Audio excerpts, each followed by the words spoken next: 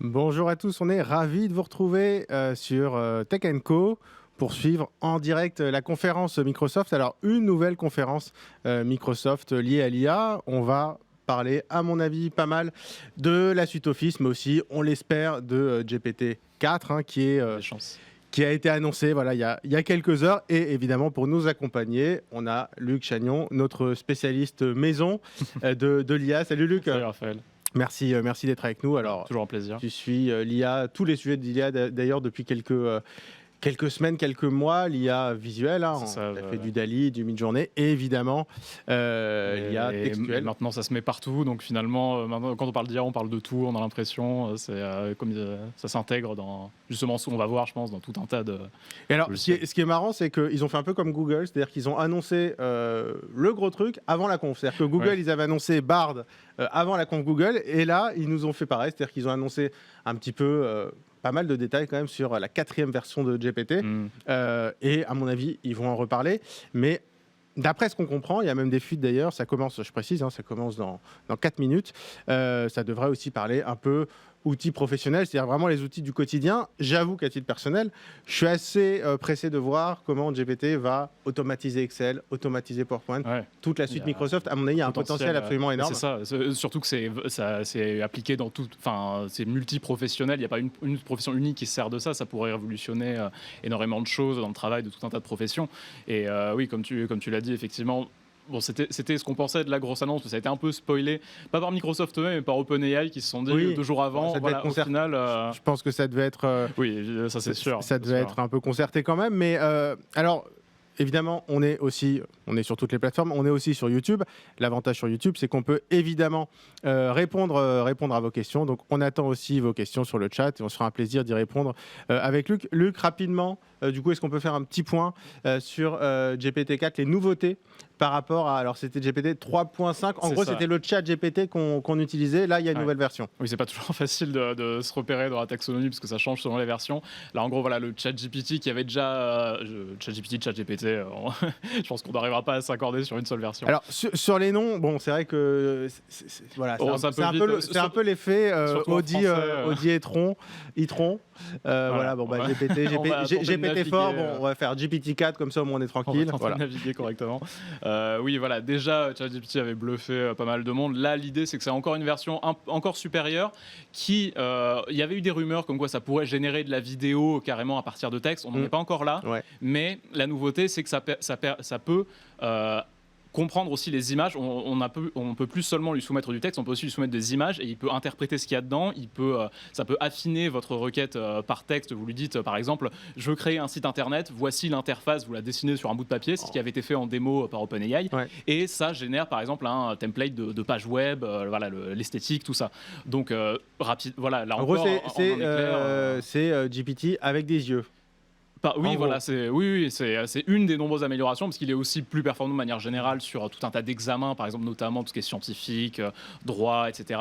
Quand ChatGPT se classait dans les 10% des pires copies, par exemple, dans un examen de droit, GPT-4, lui, se place dans les 10 meilleurs pourcents. Donc, on voit qu'il y a quand même une progression qui est assez stratosphérique. Surtout qu'on passe de 3.5 à 4. Voilà. C'est-à-dire que quand on va passer de 4 à 5 et de 5 à 6, ça va être, à mon avis, on sera dans les 0,1% meilleurs. Il y a déjà les rumeurs sur GPT-5 qui serait à 1 million de fois plus. Enfin, voilà, les rumeurs vont très vite, évidemment. Mais comme souvent, c'est exponentiel, en fait. Oui, ces technos-là, c'est forcément exponentiel. La fameuse loi de Moore des puces électroniques, là, ça s'applique au modèle de langage, voilà, qui est un type d'intelligence artificielle particulier.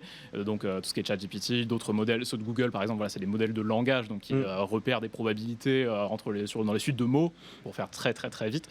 Mais là, qui peut être, on se dit, c'est un peu un autocomplete du téléphone, des SMS.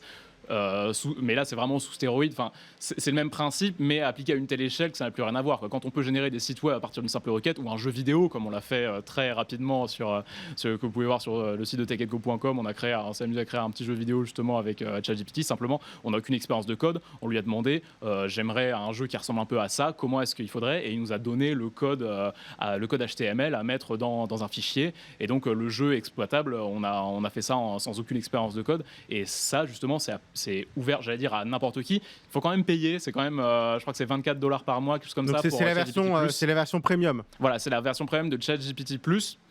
Donc c'est là encore très compliqué au niveau taxonomie, mais qui donne accès justement à cette version augmentée qui était déjà en fait intégrée à laquelle on pouvait déjà accéder sans le savoir, notamment via Bing, le navigateur de Microsoft. Et alors, on a Satya Nadella, le patron de Microsoft, qui prend la parole à l'instant. Alors, ça va être tourné vers des applications, des utilisations au niveau boulot. C'est le futur au travail, c'est comme ça qu'ils en parlent. Là, le titre laisse peu de place. Même si on va voir que l'outil, à mon avis, ils ne vont pas parler que de la version boulot. Je pense qu'ils vont aussi revenir quand même sur la nouvelle version de GPT. On va écouter un petit peu aussi ce que dit Satya Nadella.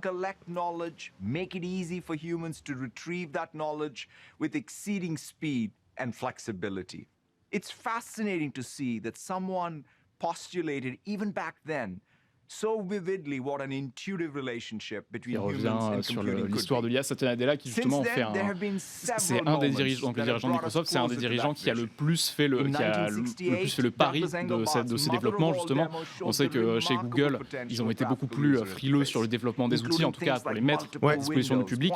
Microsoft se dit au contraire, on va le faire beaucoup plus via son partenariat avec OpenAI justement. Et pour Satya Nadella qui avait présidé au développement du cloud chez Microsoft, pour lui c'est une révolution quasiment au moins aussi importante que le cloud, sachant que maintenant c'est une des vaches à lait de Microsoft, on va dire, en termes de revenus, Azure, tout ça.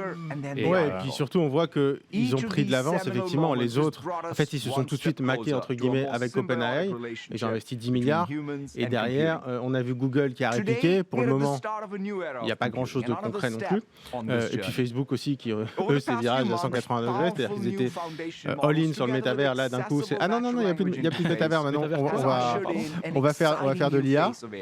Donc Microsoft là-dessus ils ont été assez bons, d'autant plus qu'effectivement c'est ce que explique aussi Satya Nadella, je veux dire c'est que l'usage de l'IA au niveau du boulot c'est quand même un usage absolument auquel on peut s'attendre très logiquement, surtout pour des tâches un peu rébarbatives, type créer des formules Excel, des macros Excel. Demain on va demander à ChatGPT de créer ces formules pour nous. On pouvait déjà le faire avec ChatGPT d'une certaine manière, mais là c'est encore plus augmenté, on va dire. Et ce que tu disais sur la différence entre Google et Microsoft, ça relève aussi une différence d'approche à l'IA. Est-ce que c'est là on le voit comme une course un petit peu entre deux géants de la tech qui veulent se placer à la tête de ce nouveau domaine en pleine expansion, mais d'une certaine manière Google défend sa position en disant est-ce que c'est bien de mettre des outils aussi puissants dans les mains de tout le monde. J'imagine qu'on reviendra dessus. C'est un débat hyper important. D'ailleurs, il y a l'info qui est sortie il n'y a pas longtemps que Microsoft avait dissous entre guillemets son équipe dédiée à l'éthique de l'IA. Alors, on se doute qu'ils ont quand même des gens pour ça. Il y avait vraiment, mais il y avait une équipe transversale qui était dédiée, qui a été supprimée. Donc ça, c'est quand même assez étonnant, même si on suppose qu'il y a une autre stratégie qui a été empruntée. Alors là, il parle de Copilot. D'après ce que je comprends, c'est en gros le nom du projet, de l'outil. Donc Copilot, alors c'est ce qui a fuité d'ailleurs il y a quelques minutes. C'est l'idée qu'on travaille avec un copilote. C'est-à-dire qu'on va lui demander à chaque fois de nous épauler quand on va vouloir réaliser une tâche. Alors on va y arriver, on va sûrement avoir des exemples.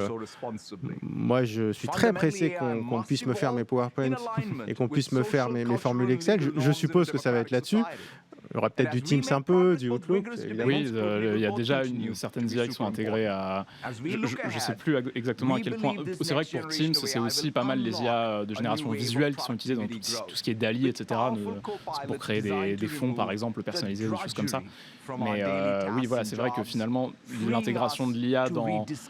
Tu parles de PowerPoint et d'Excel, parce que finalement, dans Word, on a l'impression que c'est déjà un peu... Avec ChatGPT, on peut déjà demander de créer des choses. Oui, du coup, c'est une implémentation finalement dans l'application directement. Mais finalement, la génération de mots, il y a quelques mois, ça aurait paru révolutionnaire de le faire aussi bien. Et finalement, maintenant, on attend déjà plus. On attend déjà le PowerPoint, la vidéo, tout ça. Et on se dit, la génération de mots, oui, évidemment, ça va dans Word, quelle idée. Enfin, ça paraît tellement évident maintenant, mais... si tu veux, c'est la nouvelle version de Clippy. Je sais pas si t'as connu Clippy ou pas? J'ai entendu parler. Mais finalement, c'était déjà l'approche de Microsoft. Alors, c'était il y a 30 ans, c'était le petit trombone qu'on a tous connu, enfin ceux qui utilisaient Word il y a 30 ans, il y a 20 ans, qui permettent, c'était un petit assistant, mais finalement c'est un peu la même approche, sauf que Clippy il est un peu meilleur qu'avant, mais c'est marrant parce que ça en disait déjà un petit peu quelque chose sur l'approche. Oui, d'avoir un assistant. Alors là, on a Jared Spataro de chez Microsoft. J'ai pas eu le temps pour tout te dire de lire sa fonction. Elle a disparu dès que j'ai voulu jeter un œil. Mais qui est VP de chez Microsoft et notamment sur les applications business et donc sur les IA, c'est lui qui chapeaute évidemment ces types de projets. Work not only feeds our families, it feeds our souls. But today, the reality often falls short of that promise. We spend too much time consumed by the drudgery of work, on tasks that zap our time. Donc voilà, là, Microsoft insiste bien, comme tu disais, sur les tâches rébarbatives qui nous prennent du temps dans notre travail et que l'IA, justement, est censée pouvoir accélérer. Donc là, c'est présenter l'IA, encore une fois, voilà, comme un... C'est justement essayer de se distancer le plus possible, j'ai l'impression, de cette IA qui remplacerait les humains ou le travail des humains. Là, c'est remplacerait uniquement l'humain dans tout ce qu'il a enfin, le travail humain dans tout ce qui est de rébarbatif et de chronophage, mais sans forcément que ce soit très accomplissant d'un point de vue professionnel ou humain même tout simplement. Là, l'idée c'est de présenter une IA qui nous permet de garder du temps pour tout ce qui est créatif et tout ce qui nous accomplit plus professionnellement que juste créer des macros Excel ou des PowerPoint avec un texte qu'on a déjà tout fait. Et donc justement, je suppose que c'est l'idée de Copilot qu'ils sont en train de présenter. Exactement. Donc là, ça rappelle bien les différentes composantes, on va dire, de l'ensemble, notamment les grands modèles de langage, donc tout ce qui est... Donc embedded déjà, donc inclus dans Word, dans Excel, dans PowerPoint, dans Outlook. La suite Office. La suite Office, quoi, tout simplement. Ah.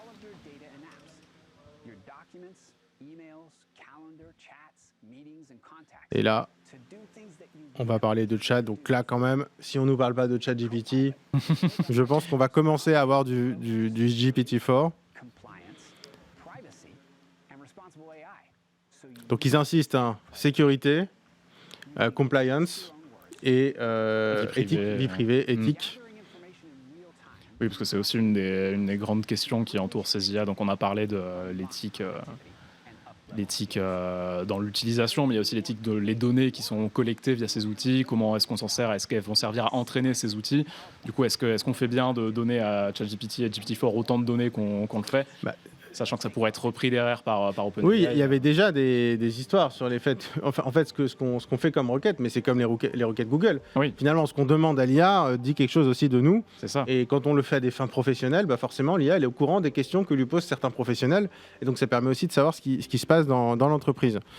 Donc là, on a vraiment la première vraie vidéo, en fait, de l'IA de Microsoft, donc Copilot. Qui lui demande justement de créer une annonce de produit. Donc c'est très méta. Voilà, exactement. Alors après, est-ce qu'ils vont nous dire, moi ce que j'aimerais bien à la fin, parce que là ils viennent de publier un communiqué de presse Microsoft. Ce qui serait sympa, c'est qu'à la fin ils nous disent ce communiqué de presse a été généré par Copilot. S'ils sont bons, ils font ça. Le twist, ce serait parfait. Ce serait pas mal quand même. Donc on commence. Alors là on arrive, excuse-moi, on arrive un peu au fantasme des gens qui utilisent Excel et PowerPoint tous les jours. De l'analyse de données, rien. Non, mais ça, je trouve, honnêtement, on parle beaucoup de la révolution de l'IA, etc. Ça, c'est pas forcément très sexy, mais le fait d'analyser des données Excel, dans les gens qui nous regardent, je pense qu'il y en a beaucoup qui bossent sur Excel, de pouvoir demander à une IA d'analyser des données et de les retranscrire, de refaire un tableau. C'est-à-dire que quand on voit le temps qu'on passe sur des formules avec la virgule qui n'est pas au bon endroit, ça ne fonctionne pas, on ne sait pas pourquoi.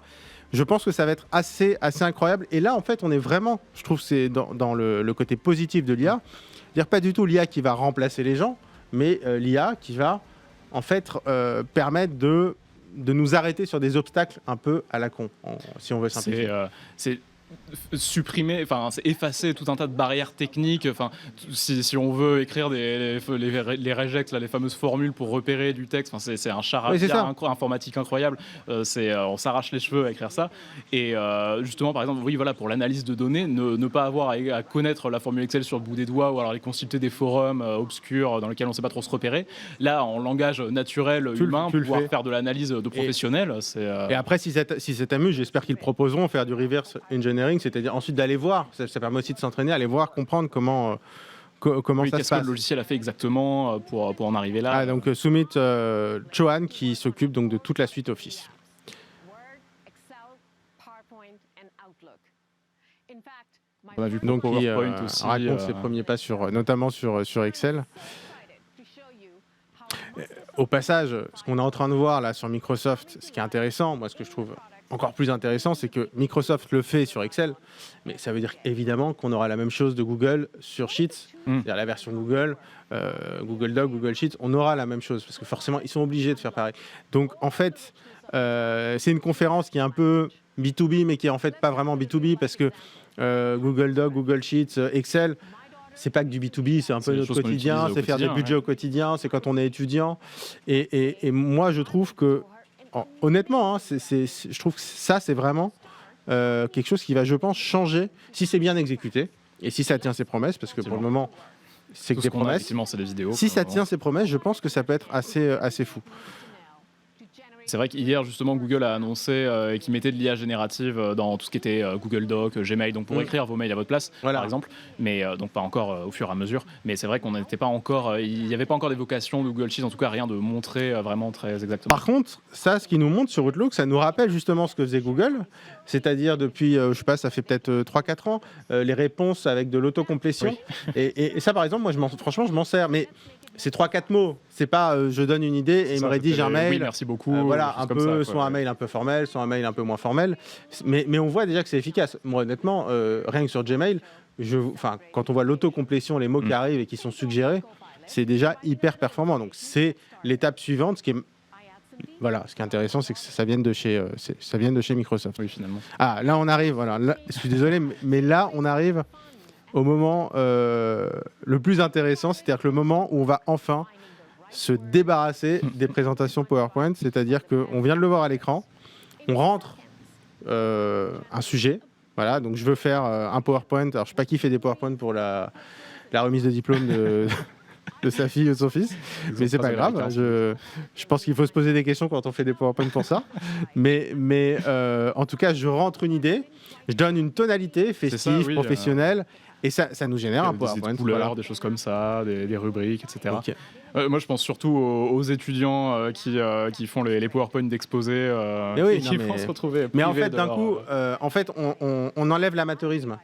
Parce qu'il y avait le truc qui n'était pas très net, il y avait la mise en page qui n'était pas forcément de très bon goût. Donc on enlève l'amateurisme. Après, maintenant, est-ce qu'on ne va pas rentrer aussi dans du tout homogène ? Est-ce que tout ne va pas se ressembler aussi ?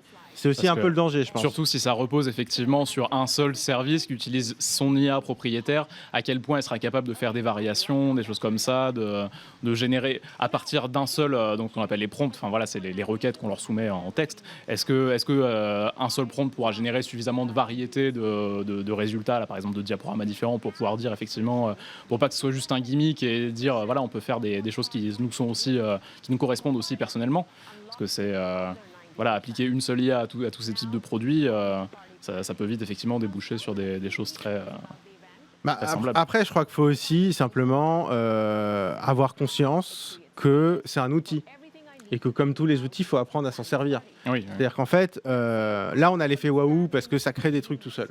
Mais en fait, c'est un outil, donc on crée en fait une base. Moi, je pense qu'il faudra plus le prendre comme un brouillon, puis ensuite on travaillera dessus pour avoir vraiment le côté plus-value, c'est-à-dire ce qu'on va apporter. C'est le delta entre ce qui est vraiment basique et ce que nous, vraiment, on va savoir faire. Je pense que c'est ça qui est intéressant, c'est d'apprendre à maîtriser l'outil. Enfin, les outils, parce qu'il y a le PowerPoint, il y a le texte, et tu parlais des prompts. Donc le prompt, ça va, à mon avis, bientôt rentrer dans le langage courant, c'est-à-dire c'est vraiment la demande à une intelligence artificielle. Mais pas l'équivalent en français. Mais on voit aussi, oui, c'est une requête, en fait. Hein, c'est une requête, même si ça fait très moteur de recherche. Mais on le voit aussi sur des IA visuels, comme DALL-E, comme Midjourney. En fait, être un bon prompteur, justement, faire les bonnes requêtes, c'est ça, finalement, savoir maîtriser l'outil. Oui. Mais du coup, on peut aussi, ça relève aussi le plancher, on va dire, enfin le niveau plancher. Justement, maintenant que tout le monde est capable de créer des images aussi incroyables, par exemple avec Midjourney, là, il y a une nouvelle version qui est sortie qui permet de créer des images incroyables avec quelques mots, des prompts vraiment très très basiques. Et l'idée, c'est justement maintenant que tout le monde est capable de créer ça, ce qu'il faut faire pour être un bon prompteur ou un bon artiste ou autre est encore plus relevé par rapport à quand il y avait par exemple quelques templates de PowerPoint basiques qu'on pouvait modifier un petit peu à sa sauce. Là, c'est vraiment à partir de quasiment rien, on a à partir de quelques mots, on a des résultats assez incroyables. Et donc justement, il faut pouvoir aller encore au-delà de ça. Et d'un côté, ça optimise les tâches, ça facilite beaucoup de choses, mais ça complexifie d'autant plus de se démarquer du reste en quelque sorte. Que ce soit dans la création d'images ou la création de PowerPoint par exemple. Il y a Alexandre qui nous dit on enlève l'amateurisme, c'est la fin de Comics sans MS. Ouais, c'est la fin de Comics sans MS. Non, ce sera pas la fin de Comics sans MS. Il restera dans nos cœurs. Et d'ailleurs créé par Microsoft. Hein. Ouais. Et puis il y a Jérémy qui a pas mal de questions. Comment Microsoft compte-t-il intégrer ChatGPT à Bing pour améliorer l'expérience utilisateur? En fait, c'est déjà fait ça, d'ailleurs, Jérémy. Et ce qui est intéressant, c'est qu'on a plus que ChatGPT.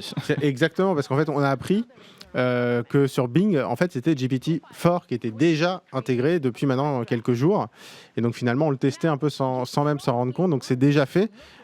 Et en fait, il l'utilise évidemment aussi pour s'améliorer. Parce que là, du coup. C'est ça, il y a un côté intéressant aussi, c'est qu'au final, on s'amuse ou alors on est impressionné, on fait des trucs incroyables avec, mais on participe aussi au testing des outils de Microsoft. Ce qui est le cas, évidemment, quel que soit le produit dont on se sert, on a toujours des données qui sont collectées pour améliorer le service. Mais là, c'est à échelle, sur des modèles plus expérimentaux. C'est ça, quand tu t'entraînes 6 mois sur 1000 personnes, le jour où tu t'entraînes sur 1 million de personnes, tu t'avances plus vite d'un coup. Donc on peut imaginer que les progrès, quand on parlait de progrès exponentiels, je pense que ça doit avancer aussi vachement plus vite. Même si quand même, Google a vraiment fait le choix inverse. Hein. Oui. C'est-à-dire de dire non, ok, c'est à la mode, tout le monde parle de ça, c'est hyper sexy, les investisseurs adorent, mais non, on ne le donne pas au grand public. Ils sont dans un équilibre un peu complexe justement parce que voilà, il y a cette tension entre pas passer pour un retardataire par rapport à Microsoft et pour autant jouer la sécurité et aussi avoir conscience de l'impact potentiel de ces outils et d'essayer de limiter les impacts négatifs que ça peut avoir en termes de production de désinformation, en termes de spam, en termes de... Ces outils peuvent être utilisés pour des trucs très négatifs aussi. Ouais, et donc du coup, ils ont dit on va recruter des équipes de testeurs, mais assez nombreuses, hein, on parle plutôt de centaines de personnes, voire des milliers, mais ça restera des prestataires, c'est pas une version bêta ouverte. Alors après, il y a une différence aussi, c'est que Google, le jour où on met un truc sur Google, c'est des millions et des millions de gens. Voilà, il y a un peu plus de monde qui utilise Google que Bing. Oui. On va être gentil, mais il n'y a quand même pas grand monde qui utilise Bing, donc l'enjeu est moins important aussi. Et puis surtout, la différence, c'est que Bing, les revenus de Bing pour Microsoft, c'est Epsilon.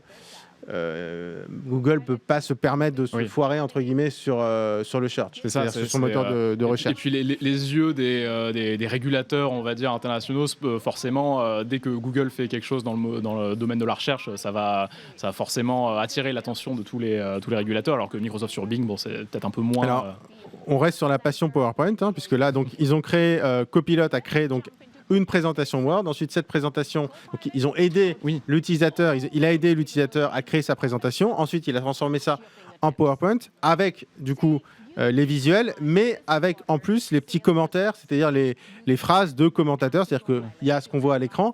Et quand on présente la présentation PowerPoint, on a aussi du texte qu'on peut avoir. Ça gère aussi ce texte de présentation. Et voilà, si vous savez pas exactement comment formuler votre demande de prompt, etc., il suffit de soumettre le document et de dire fais-moi une présentation à partir de ce document Word. Et déjà, rien que ça, voilà, vous n'avez pas à réécrire tous les commentaires, vous n'avez pas là aussi, c'est quasiment immédiat, c'est beaucoup plus intuitif que effectivement de réfléchir soi-même à la structure de la chose, les templates. Là, on a eu un petit aperçu du traitement de données. Donc là, voilà, là, on arrive sur des Excel. Donc, voilà, on demande, crée-moi une visualisation qui montre, alors d'après ce que ils sont allés vite, mais qui montre la chute en fait de livraison, la chute des chiffres, hein, d'après ce que je comprends. Donc en gros, on a, pour faire simple, hein, voilà, on a un tableau et il demande d'autres visualisations, c'est-à-dire remanier les données et les représenter sous une forme qui est directement exploitable professionnellement, c'est-à-dire des tableaux, des graphes. Et alors, autant les tableaux Excel, ça va, les graphes sur Excel, parfois, pour que ce soit joli et tout, moi, je trouve que ça peut être moins évident. Oui, ça ne peut pas l'outil. Et ça gère aussi la mise en page générale. Donc, ça le met au bon endroit, évidemment. Donc, ça, en fait, j'ai envie de dire, ça nettoie un peu tout notre travail, quelque part. Oui. C'est un peu ça l'idée. Il y a une chose quand même à laquelle ça me fait penser, c'est qu'on l'a beaucoup dit sur ChatGPT, la GPT-4 est très récent, donc on a un peu moins eu l'occasion de le constater, mais ChatGPT était quand même régulièrement pointé du doigt pour inventer des choses pour créer des réponses, pour donner des réponses avec une assurance incroyable, alors qu'en fait c'était faux derrière. Donc on pouvait se tromper dans des mathématiques, des choses comme ça.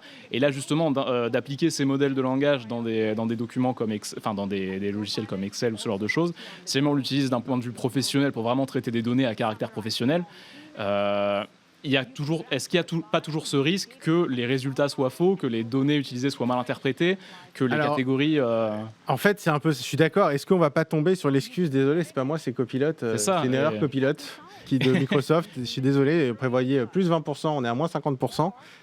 Là, on voit aussi un autre exemple que je trouve vraiment très intéressant, mais encore une fois, on a exactement la même problématique, c'est dans Outlook. C'est-à-dire qu'on a une liste de mails, on n'a pas forcément le temps de lire tous les mails. Copilot va dire il y a telle personne et telle personne qui sont en train de discuter de ce sujet, est-ce que tu veux répondre à tout le monde et te mettre dans la conversation, ou alors suggérer tiens il y a ce chiffre, est-ce que tu veux directement l'envoyer à telle personne, et donc il va générer un mail salut Maya, j'ai les chiffres du mois dernier. Donc là aussi mais c'est vrai que dans les mails, au-delà de la quand on pense IA, on pense plutôt génération de texte, voilà, écrire les mails à notre place, mais rien que de se repérer effectivement dans les mails qui peuvent s'accumuler, ça implique aussi les algorithmes. C'est-à-dire qu'on va passer notre temps à relire des mails. On les écrira plus, mais à mon avis, il vaudra mieux les relire. Mais encore une fois, on retombe sur cette idée, c'est un outil. On n'a plus à écrire le mail. Ça l'écrit, a priori, il n'y aura pas de faute d'orthographe, la syntaxe sera bonne et tout. Il faudra juste relire. Parce qu'il y a du contenu, voilà, c'est s'assurer du... pas de bêtises dedans, quoi. Au final, tous ces programmes, ça optimise la forme, on va dire, ou du moins le processus, mais il faut toujours un humain, vu leur propension à inventer des choses ou à se tromper, il faut encore un humain pour s'assurer du fond. Enfin, il faut encore qu'une personne décide consciemment d'envoyer ses mails. Peut-être qu'à un moment, on sera à l'IA qui gère entièrement notre boîte mail à notre place, envoie les mails à notre place, fait les conversations à notre place. Un chatbot, oui, finalement. Là où ils sont bons, ils ont une position incroyable pour ça, c'est qu'ils sont connectés au Excel, PowerPoint, donc le mail va aller taper un chiffre dans je ne sais pas quel fichier Excel pour aller répondre à telle question. Donc, si c'est bien fait, ça peut faire gagner un temps absolument monumental. Alors, il y a le logo quand même de Teams. Pour le moment, on n'a pas vu de Microsoft Teams, donc j'imagine que ça devrait arriver. À mon avis, ce sera un peu du style Outlook. Je vois pas tellement. Oui, sans doute. Oui. J'avoue que c'est pas l'outil Microsoft dont je suis le plus fan, Teams. Mais surtout dans la catégorie, voilà, là ça reste un modèle de langage, on a l'impression qu'ils sont capables de tout faire, mais c'est vrai qu'on voit mal comment ça peut optimiser une conversation vidéo ou quelque chose comme ça. En tout cas, ce sera plus dans l'apparence ou dans les méta, ou dans la partie conversation, dans l'envoi de fichiers, c'est-à-dire pareil, exactement. Je suis dans Teams, j'ai une conversation en messagerie instantanée, il va aller chercher un chiffre, un PowerPoint, une information dans un PowerPoint, ça peut être c'est infini, mais vraiment l'analyse d'Outlook, c'est-à-dire de dire telle personne est en train de parler de tel sujet dont vous avez parlé il y a 3 semaines. Là, on est vraiment dans le ChatGPT. On va ceux qui ont acheté ceci ont aussi acheté cela. Mais là, c'est vraiment, on lit vos mails à votre place et on vous fait un petit résumé. Faut avoir confiance en ce résumé, mais on lit vos mails à votre place et on vous fait le résumé.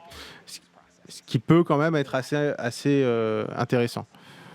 Alors là, on a Charles Lamana qui s'occupe donc des applications B2B chez Microsoft.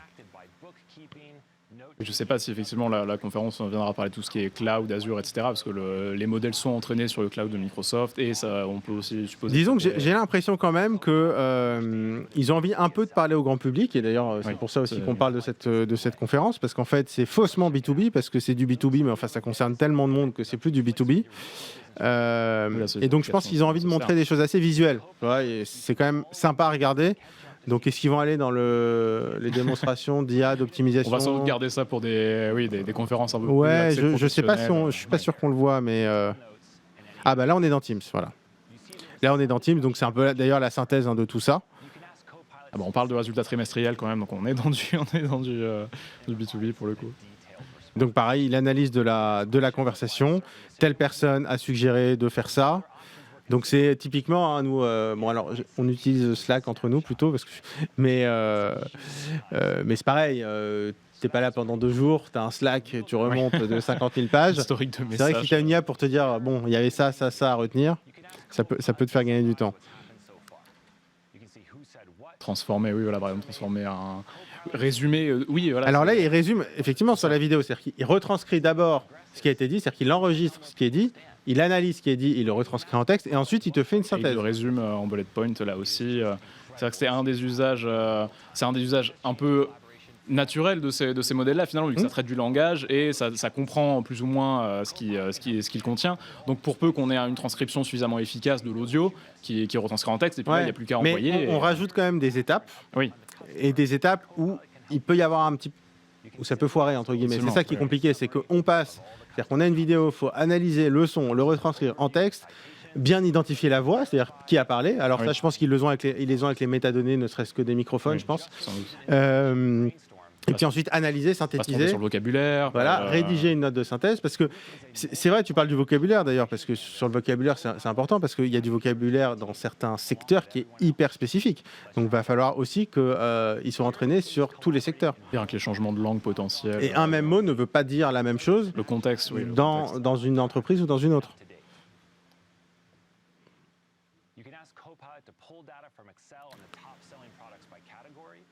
Donc là, voilà, il te génère en 2 secondes un fichier Excel sur les meilleures ventes. Il te met un discount, une remise.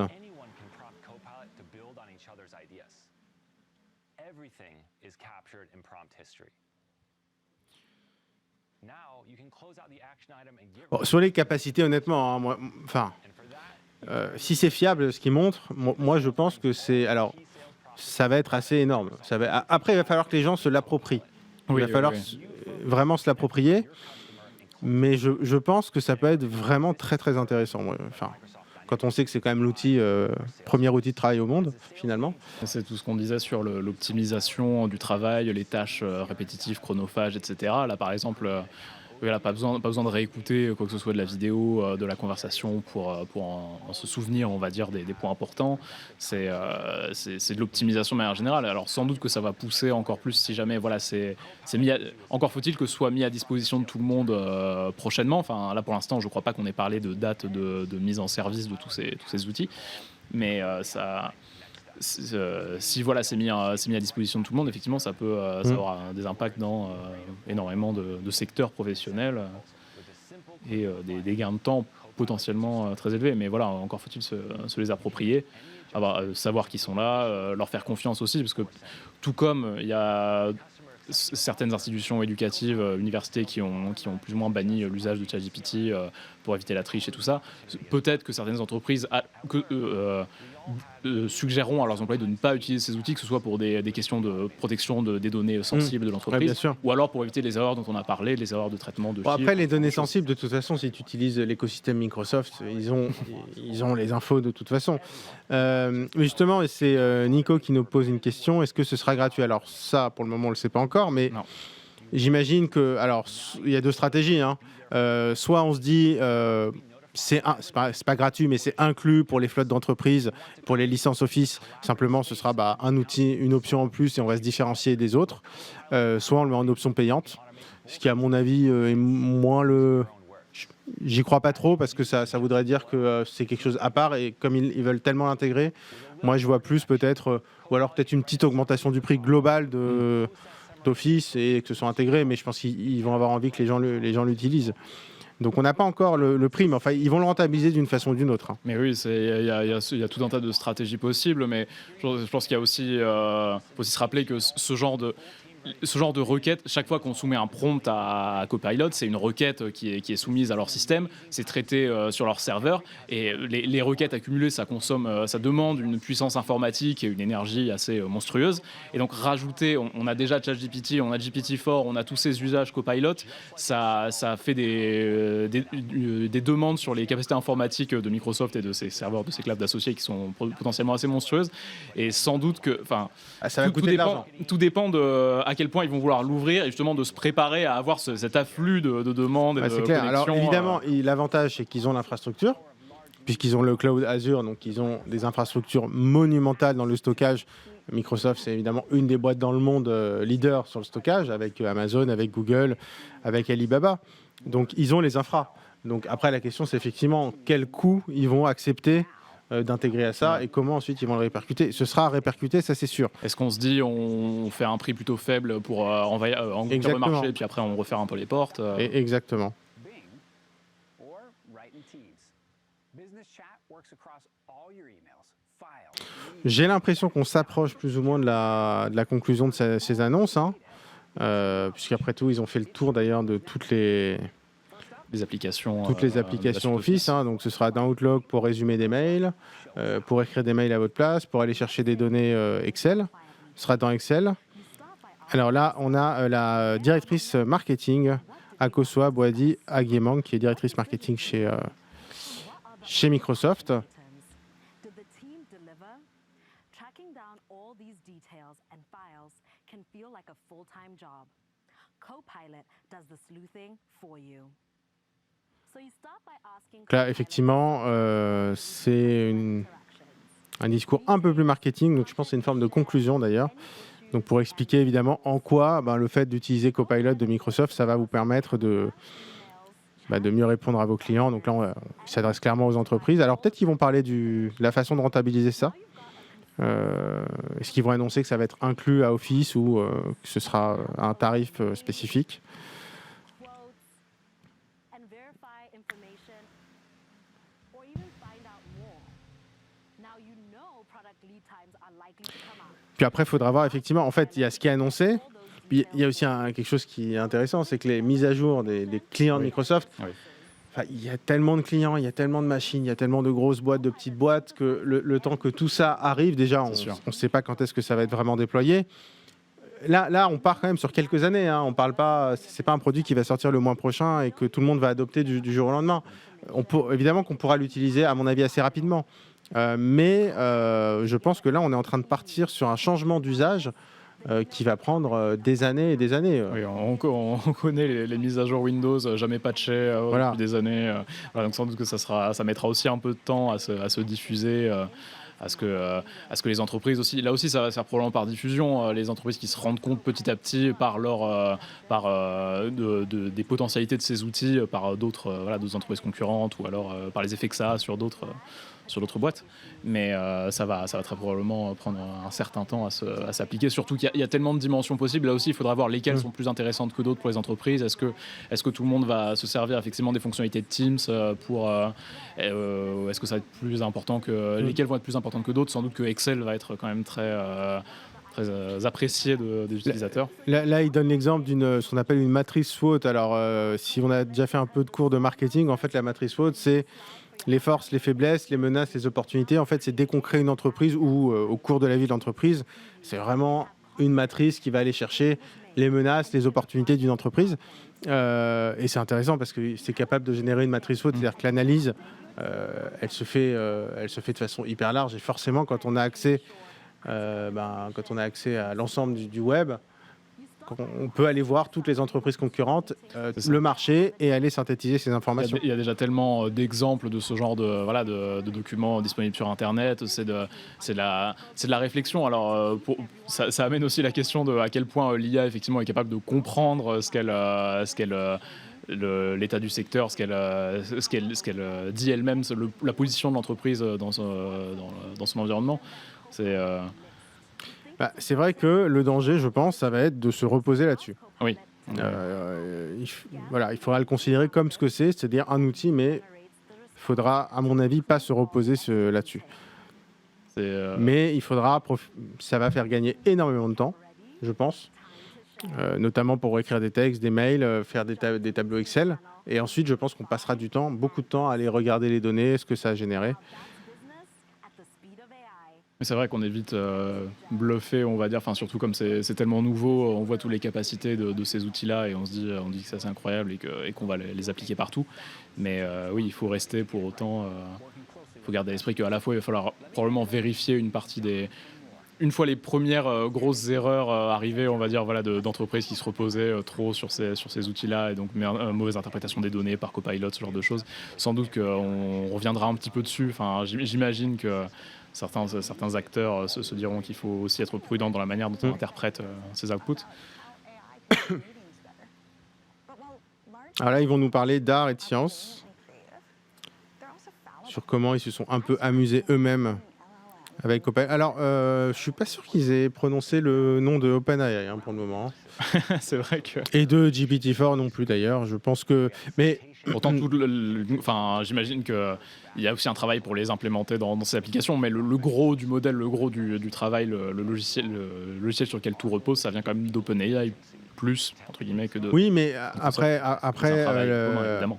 en fait, ce sera une révolution le jour où tout le monde l'utilisera sans s'en apercevoir. De toute façon, c'est-à-dire que nous, forcément, on va tester sur le site d'OpenAI, on va s'amuser avec ChatGPT, on va tester, on va aller voir Midjourney, Dali, etc. Mais la maturité, enfin, le jour où ça prendra, c'est le jour où on les utilisera sans s'en apercevoir, c'est-à-dire sans savoir que ce qu'on utilise fonctionne avec cette intelligence artificielle. C'est-à-dire que c'est finalement un sous-traitant, c'est ce qu'il y a sous le capot, mais finalement, nous, ce qui nous intéresse, c'est est-ce qu'il peut nous faire un PowerPoint tout seul et que le PowerPoint est bien fait tout comme, et qu'il est fiable. Tout comme la plupart des algorithmes, finalement, C'est ça. sur lesquels reposent pas mal de nos usages sur le web aujourd'hui, les recherches Google, les recommandations, notamment, que ce soit sur YouTube, sur les réseaux sociaux comme TikTok, etc. Ça repose déjà sur des programmes, des algorithmes dont l'infrastructure est très opaque, dont le commun des mortels, on va dire. En même temps, c'est tellement complexe, évidemment, on va pas chercher toi et moi à savoir par cœur comment marche l'algorithme de TikTok. Exactement. Mais on dépend déjà beaucoup de programmes dont on comprend assez peu le fonctionnement individuellement. Et là, évidemment, ça va encore rajouter à tout ça, d'autant que ce genre de... les grands modèles de langage comme GPT-4, tout ça, Palm de Google, qui est aussi le gros modèle de langage de Google, ça repose sur un ensemble de relations statistiques absolument massifs. Enfin, on utilise le terme de paramètres, on va dire, pour compter un petit peu le nombre à quel point un modèle est complexe. Complexe ne veut pas dire puissant, mais pour autant. Et par exemple, le modèle de Google Palm, c'est 540 milliards de paramètres, donc c'est un chiffre qui n'est pas très facile à interpréter comme ça. Oui, on ne peut pas se le figurer. C'est ultra complexe. Voilà. Ouais. Et donc, encore plus que sans doute la plupart des algorithmes qu'on utilise aujourd'hui.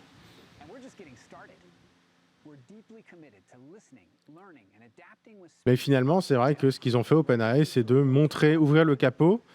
Et en fait, ce qui a surpris, je pense, même les ingénieurs, c'est que tout le monde s'intéressait, enfin beaucoup de monde s'intéressait à ce qu'il y avait sous le capot. Donc, la conférence vient de se terminer.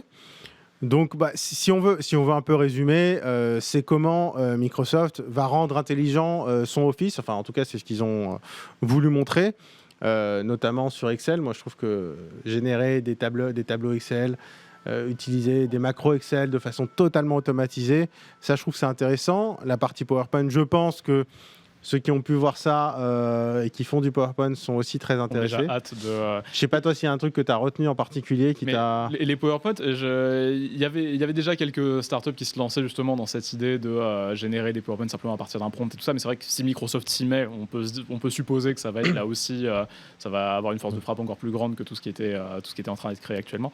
Mais en termes d'outils, non, effectivement, je pense que voilà, la génération de texte, finalement, c'est un peu comme si on était déjà habitué avec ChatGPT et ses prédécesseurs et successeurs.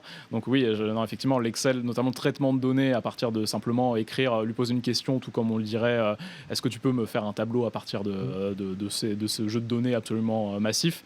Je pense que c'est déjà quelque chose effectivement qui va optimiser un sacré tout un tas de pans de l'activité dans pas mal de secteurs. Ouais. Et après, c'est marrant, dans le chat, il y a des remarques qui reviennent. Nico, aussi dénominé, il va y avoir beaucoup de suppression d'emplois, il y a des postes qui vont sauter.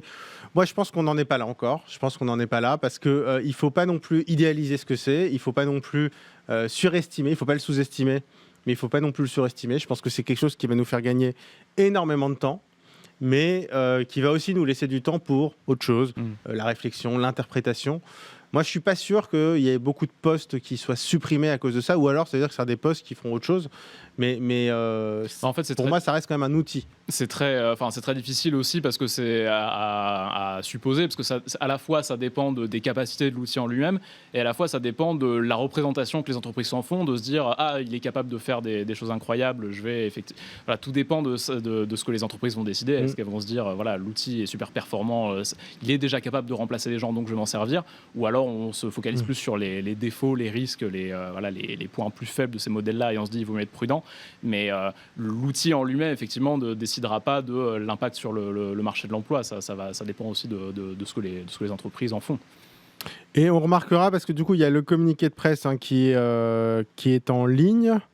D'après ce que je vois, j'ai pas l'impression qu'il y ait vraiment d'échéances, de prix, de Est-ce que dates. c'est encore un dans les prochaines semaines comme avec Bard, Voilà, peut-être que je me trompe. Je parcours très rapidement le communiqué de presse. Voilà, j'ai pas l'impression que ce soit encore très concret. Enfin, c'est-à-dire que ce qu'on a vu sur les vidéos est extrêmement concret. Après, sur le déploiement, sur comment on va vraiment prendre en main ces outils et finalement, j'ai envie de dire, quand est-ce qu'on va vraiment s'en servir, c'est encore difficile à dire. Ça, je pense les premiers dans les prochains mois, j'imagine. Pour le moment, en fait, ils disent, voilà, à la fin, ils disent, on est en train de tester. Donc, Copilot, c'est le nom de ce projet sur Office pour baser Office sur l'intelligence artificielle. On est en train de tester Copilot avec un petit groupe de clients. On aura les retours et puis ensuite, pour l'améliorer évidemment, et puis ensuite, on l'étendra. Tu disais, expand to more soon, comme tu disais, donc c'est bientôt. Donc c'est en test auprès d'une sélection de clients de Microsoft, on ne sait pas qui, et puis ça devrait être déployé plus largement. Comment ce sera vendu, est-ce que ce sera intégré à Office, ça on ne le sait pas encore. J'ai quand même vraiment très hâte de le tester. Je t'avoue que moi, le côté Excel, PowerPoint me plaît bien, donc j'ai hâte de tester ça. Rien que pour voir de quoi c'est capable et à quel point on peut pousser le truc à créer des choses qu'on n'aurait pas imaginé. Et je pense que sur les réseaux sociaux, on va avoir, une fois que ça va être un peu déployé, on va avoir pas mal d'exemples, comme on en a pour GPT-4, comme on en a pour DALL-E, comme on en a pour Midjourney. Je pense qu'on va avoir des tonnes et des tonnes d'usages. Et en fait, je pense, comme souvent d'ailleurs avec les nouvelles technologies, c'est l'usage qui va finalement, et la façon d'utiliser une techno qui va vraiment donner du sens à la techno. Et à mon avis, les usages vraiment les plus importants de ces IA, en fait, on les imagine pas encore. C'est des choses qu'on n'a même pas soupçonnées. Exactement. Je pense qu'on les utilisera d'une façon qu'on soupçonne pas aujourd'hui. Merci beaucoup, Luc, d'avoir été avec nous. Merci d'avoir suivi cette conférence Microsoft sur Tech & Co. Vous retrouvez le replay, évidemment, de notre direct. Et puis, évidemment, vous retrouvez des dizaines et des dizaines d'articles parce qu'on adore traiter ce sujet sur Tech & Co. Sur le site de Tech & Co, sur le site, donc c'est BFM TV, la rubrique Tech de BFM TV, ça s'appelle Tech & Co. Et vous pouvez aller voir tous les articles sur l'intelligence artificielle. Beaucoup écrit par Luc et beaucoup aussi écrit par l'ensemble de l'équipe de Tech & Co. Merci encore de nous avoir suivis. À très vite.